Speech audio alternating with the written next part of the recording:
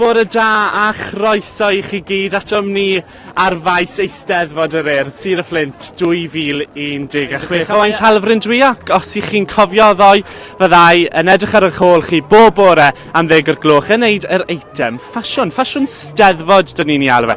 A fi di... Gwydwch helo baw, dych chi'n fyw ar Periscope bore yma, bore da. Mae'r ddoi o ni yn gwisgo yn glysus hael ni fel fatha divas. Sneb yn edrych yn ein llyged ni bore yma, os y clywi. Chi feddwl beth yn union chi'n mynd i wisgo? Mae'n rhywbeth anodd. Fi bach yn saucy am Steddfod, yn dweud? Disgwyl yr awel mae heddi, so mae Cris fi'n hedfan. So mae rhaid ti feddwl, mae rhaid i fod yn...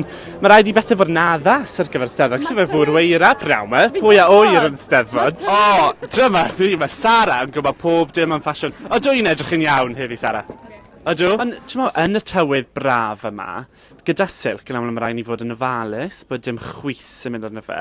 Ydw hwnna wedi bod yn broblem wythnos hyn, ti'n meddwl? Na, dwi'n cael cawod bob dydd ac yn defnyddio diwrnod. Oh, good, sorry, o'n i ddim yn gweud bod ti'n gwyndio o gwbl. Ond mae rhaid matcho'r cot i'r sgidiau.